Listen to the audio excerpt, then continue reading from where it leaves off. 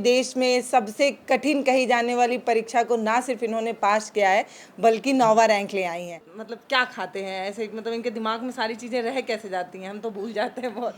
कि पहले 2 अटेम्प्ट्स में मैंने मेंस लिखा था, पर तीसरे अटेम्प्ट में मेरा फिर प्रीलिम्स ही नहीं हुआ था, तो स्टेज पे आके लग रहा था कि अब बिल्कुल जैसे इम्पॉसिबल टाइप का हो गया है। पहले 2 अटेम्प्ट्स मैंने कंप्लीटली सेल्फ स्टडी से किया था। बचपन में तो बस ऐसे बोल देते थे कि आईएएस बनना है, पता ही नहीं रहता था उसका मतलब क्या है। कितने घंटे की पढ़ाई करती हैं?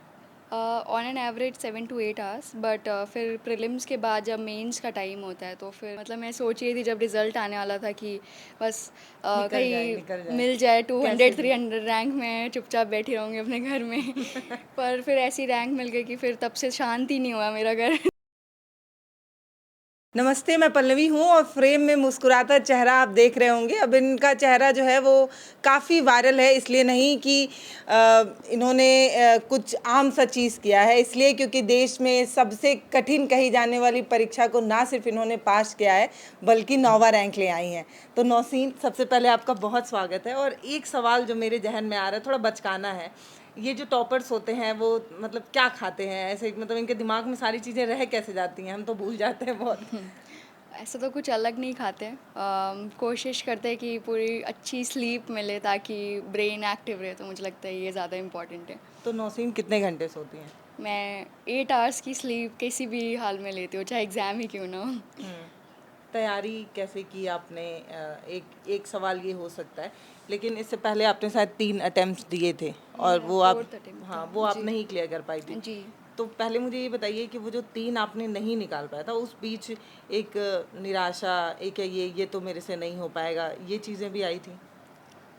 आई थी क्योंकि पहले 2 अटेम्प्ट्स में मैंने मेंस लिखा था, पर तीसरे अटेम्प्ट में मेरा फिर प्रीलिम्स ही नहीं हुआ था, तो स्टेज पे आके लग रहा था कि अब बिल्कुल जैसे इम्पॉसिबल टाइप का हो गया है। फिर धीरे-धीरे मैं जामिया आरसीए में थी, तो वहाँ पे फ्रेंड्स के साथ रह कर के मैंने किसी तरह रिकवर किया, फिर धीरे-धीरे आंसर राइटिंग, नोट्स मेकिंग सब की और उसके बाद फिर ये रैंक मिली। आप इंटर के बाद मतलब यहाँ घर से बाहर रह के आपने पढ़ाई की है? जी, इंटर के बाद मैंने ग्रेजुएशन दिल्ली यूनिवर्सिटी से किया है और फिर उसके बाद मैं फिर वापस आ गई थी। पहले 2 अटेम्प्ट्स मैंने अपने घर से ही दिए थे। तैयारी के लिए क्या कोई खास कोई कोर्स या कोई कोचिंग या सेल्फ स्टडी? पहले 2 अटेम्प्ट्स मैंने कंप्लीटली सेल्फ स्टडी से किया था।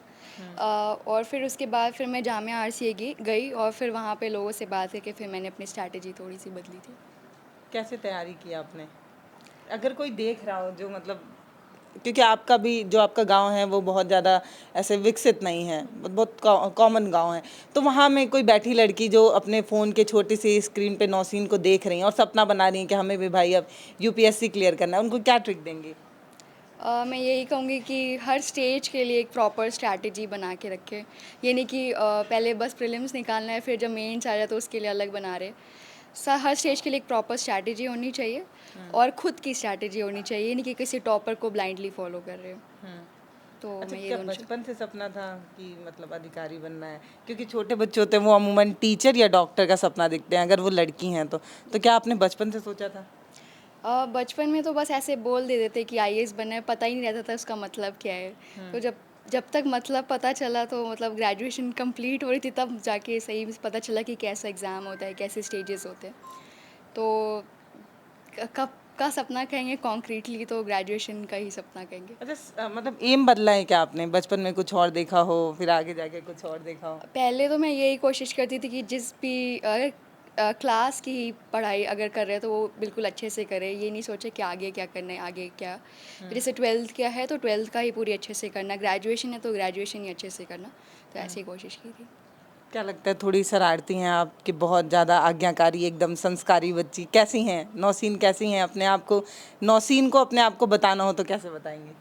मैं अपने आप को मैं बहुत ज़्यादा ओबीडिएंट नहीं हूँ।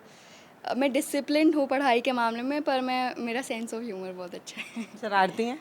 शरारती तो मैं नहीं कहूँगी। नहीं है? नहीं। अच्छा, कितने घंटे की पढ़ाई करती हैं? On an average 7 to 8 hours, but फिर प्रीलिम्स के बाद जब मेंस का टाइम होता है तो फिर थोड़े आवर्स बढ़ाने पड़ते हैं, वो बढ़ जाते हैं अपने आप। ऐसे 15 to 16 आवर्स हो जाते हैं मेंस के जस्ट पहले। तो ये जो आपको सफलता मिली है, इसके लिए अगर क्रेडिट देने की बात हो तो आप किसको देना चाहेंगे? सबसे पहला क्रेडिट तो हर सक्सेस का पेरेंट्स को ही जाता है। उसके बाद मैं जामिया आरसीए के अपने पीयर ग्रुप जिनके साथ मैंने नोट्स और आंसर राइटिंग की उनको दूँगी और फिर उसके बाद मेरे भाई-बहन आते हैं। अपने आप को भी देंगे? मेरा तो छोटा-सा रोल है बस जो जितनी चीज़ें मिली उसको एक प्लेटफ़ॉर्म देने का। अच्छा, ये जो मतलब ये एक सवाल है, मैं मेरा आखिरी भी होगा क्योंकि नौशीन ने बात शुरू करने से पहले ही बोला था थोड़ा शॉर्ट में रखिएगा।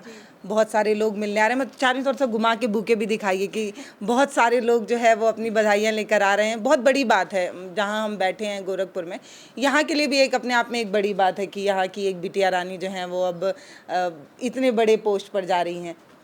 क्या ये सच में इतना कठिन पेपर होता है, कठिन परीक्षा होती है, या निकल जाने के बाद है बहुत आसान है, ऐसा कुछ? आसान तो नहीं कहेंगे पर अगर स्ट्रैटेजी सही बनाए है कि हाँ मतलब इस तरीके से करना है तो डुएबल है, आसान तो नहीं कहेंगे। परिस्थितियाँ आपके साथ रही इसलिए ये हो पाया संभव, या कुछ बहुत ज़्यादा कठिन रहा, उसको आपने फाइट किया, टैकल किया, तब यहाँ पहुँची? एक्चुअली जो भी इस लिस्ट में आता है तो वो इक्वली मेहनत किया रहता है, तो उसके बाद टॉप 10 में आना वो लक फैक्टर मैं थोड़ा सा कहूँगी कि सब सब्जेक्ट्स में बहुत अच्छे नंबर मिल गए, इंटरव्यू में अच्छे नंबर मिल गए, तभी रैंक 10 में पॉसिबल हो पाते हैं। पता था मतलब ऐसे पेपर दे के जब आप निकली होंगी या इंटरव्यू दे के निकली होंगी, क्या इतना बढ़िया इंटरव्यू गया था, आपको क्लियर था कि भाई हम तो टॉप 10 में हैं, ऐसा कुछ? नहीं, बिल्कुल नहीं लगा था कि टॉप 10 आ जाएगी। मतलब मैं सोच रही थी जब रिज़ल्ट आने वाला था कि बस निकल कहीं जाए। मिल जाए कैसे 200 भी। 300 रैंक में चुपचाप बैठी रहूँगी अपने घर में।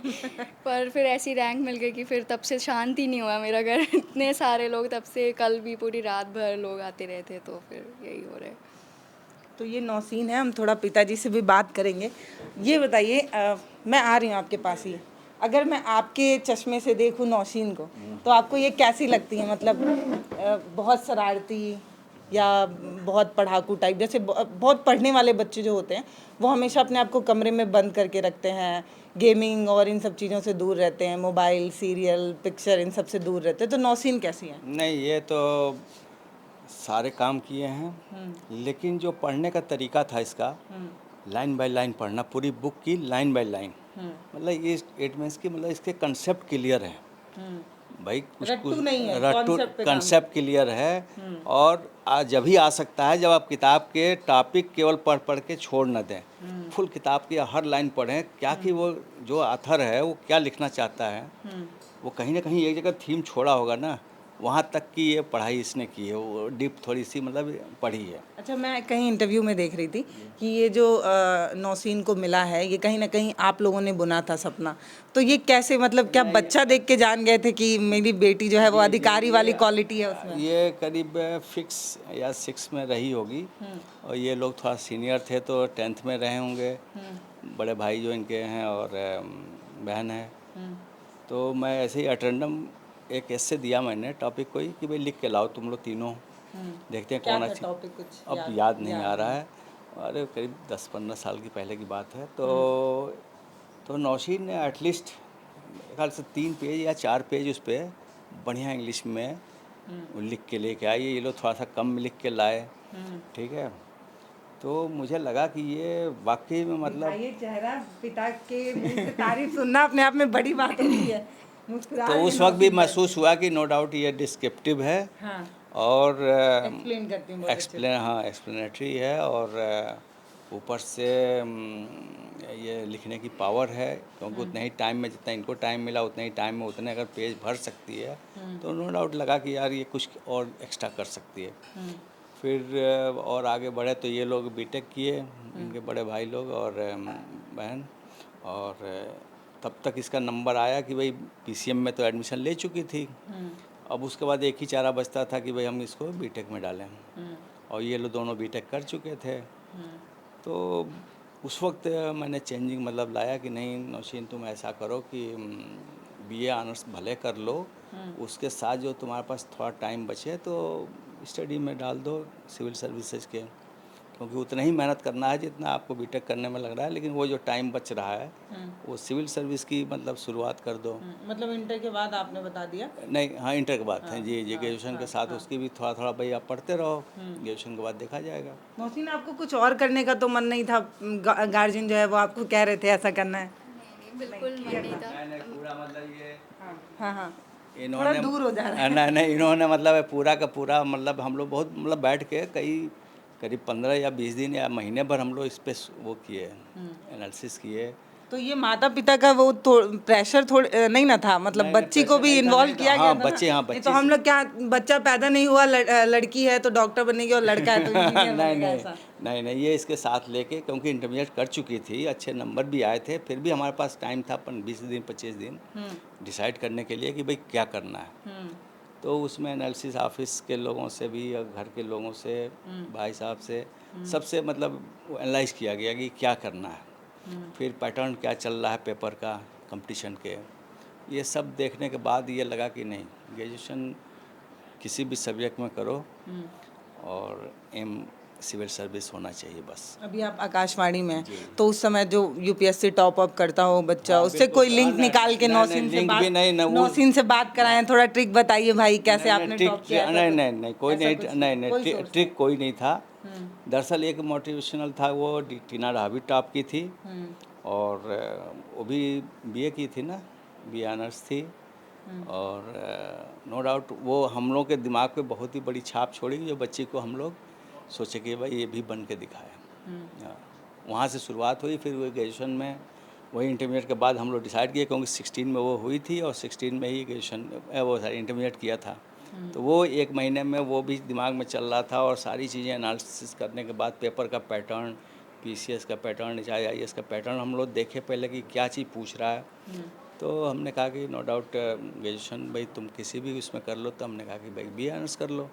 उस वक्त दिल्ली यूनिवर्सिटी में डायरेक्ट मार्क्स से होते थे, 94% मार्क्स थे, और हमने इनका बहुत छोटे में आप अपनी बच्ची को जो है वो दूर भेज दिए थे, ये नहीं, इंटर? छोटे नहीं, इंटरमीडिएट के बाद तो सारे ही बच्चे जाते हैं बाहर। हाँ, इंटरमीडिएट के सारे बाद नहीं जाते हैं, बहुत से कलेजे के टुकड़े को लोग नहीं जाने देते हैं। ओहो, आप सबसे छोटी थी, वो आपकी बेटी नहीं, सबसे बिल्कुल छोटी सही, थी। हम भी छोड़ के ले जा रहे थे, तो आधे छोटों टाइम से ज्यादा प्यार होता है। नहीं बिल्कुल था, और हम जब छोड़ने गए तो ट्रेन पे नहीं बैठाए होंगे नहीं और नहीं मुड़ के आंख में आंसू नहीं होगा। नहीं, फिर एक्चुअल में क्या है कि एक कॉलेज मिला था, कौन सा था पहले कॉलेज मिला था फर्स्ट राउंड में? हाँ, दयाल कॉलेज मिला था, हाँ, दयाल उसमें। सर हम लोग थोड़ा दूर हो जा रहे हैं, जी तो जी, हम तो नौसीन की बात नहीं आ वहीं रही। बैठ लेते हैं। हाँ, कहेंगे ये छोटा बना था, ये तो पापा को भी इन्वॉल्व कर ले। हाँ बोलिए। हाँ, ये दयाल कौन सा था? दयाल सिंह कॉलेज। हाँ, दयाल सिंह कॉलेज में इसका एडमिशन फर्स्ट राउंड में हुआ था। कट ऑफ जो नंबर गए थे 95% गए थे, तो इसका फर्स्ट में मिला था वो दयाल। सेकेंड राउंड में फिर से हम लोग कहे कि नहीं, दयाल में नहीं कराएंगे, वो हुमायूं टाउन के पास था और उस इलाके में रहने की जगह नहीं थी। कोई रिलेटिव है दिल्ली में, छोटी सी मासूम बच्ची को आपने भेजा? आप सुनिए, देखिए, हम लोग का जो डिपार्टमेंट का हेड ऑफिस वहीं पे है। हमारे मतलब साथी नहीं जाते तो नहीं थे, लेकिन गार्जियंस टाइप के लोग थे, हमारे साथी थे। तो जब हम इसमें कराए ना खालसा में, तो वहाँ पे हॉस्पिटल मिला, और उससे हमको बहुत ही सपोर्ट मिला, मतलब टेंशन फ्री हो गए।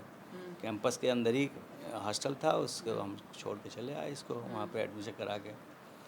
और ये है कि उसको पहुँचाने जाते थे और लेके आते थे जब भी छुट्टी होती थी, बस। नौसीन, कभी नहीं लगा कि बहुत छोटे में घर से दूर रह रही हूँ? क्योंकि वो एक थोड़ा बचपना रहता अभी, हालांकि ये सवाल अब करना बहुत ज़्यादा बचपना है, लेकिन वो अपने नौसीन, वो जो बचपन वाली नौसीन थी जो इंटर पढ़ के निकली थी, उस समय जाना चाहती हूँ मैं पीछे। तो बताइए, कष्ट होता था घर से, माता पिता से दूर हैं? हाँ, एक्चुअली जब पहली बार पापा छोड़ के आ रहे थे वापस, तो मैं वहाँ रोने लग गई थी पकड़ के कि मत जाइए मत जाइए। फिर किसी तरह धीरे धीरे फिर हैंडल किया वहाँ पे। उस वक्त मेरा लड़का भी वहीं पे था, और उसमें कौन सी कोचिंग कर रहा था? उधर ही वो इंजीनियरिंग की कोचिंग कर रहा था। तो वो उसका सपोर्ट मिला 1 साल इनके लिए, कि वो दिल्ली में भी था और ये हॉस्टल में रहती थी। तो वो हमें मेरे ख्याल से 6 महीने या साल भर उसका सपोर्ट मिला कि अम्मी मुझे कोई जरूरत पड़ेगी तो जाके वो पूरा कर देगा वहाँ पे।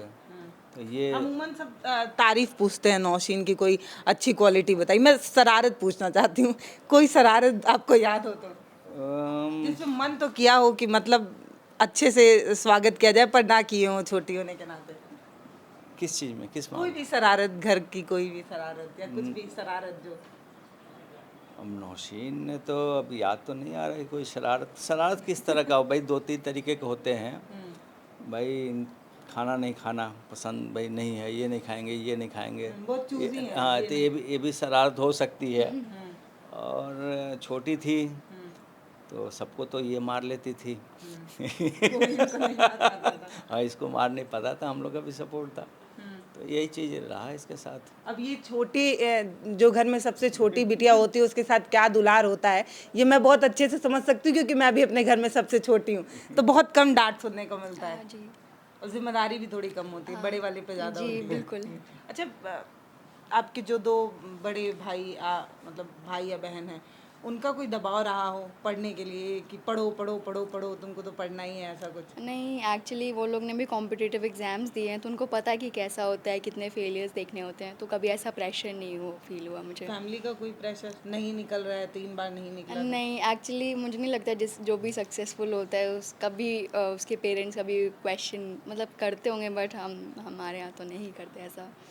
नौसीन को बहुत सारी बधाई और भारत एक नई सोच इनके मेहनत को सलाम करता है और इसलिए भी सलाम करता है क्योंकि ये एक बिटिया हैं और भारत में जब बिटिया आगे बढ़ती है तो अच्छा लगता है। मैं खुद लड़की हूँ इसलिए मुझे और ज़्यादा अच्छा लगता है। बाकी नौसीन की कहानी आपको कैसी लगी मुझे ज़रूर बताइएगा। मुझे और बतियाने का मन है, आपको पता है मैं बहुत बात करती हूँ पर क्योंकि समय का अपना तकाजा है और इसको ख़त्म करना पड़ेगा, तो बातचीत कैसी लगी ये ज़रूर बताइएगा। नौसीन का बहुत धन्यवाद, आपका भी बहुत धन्यवाद।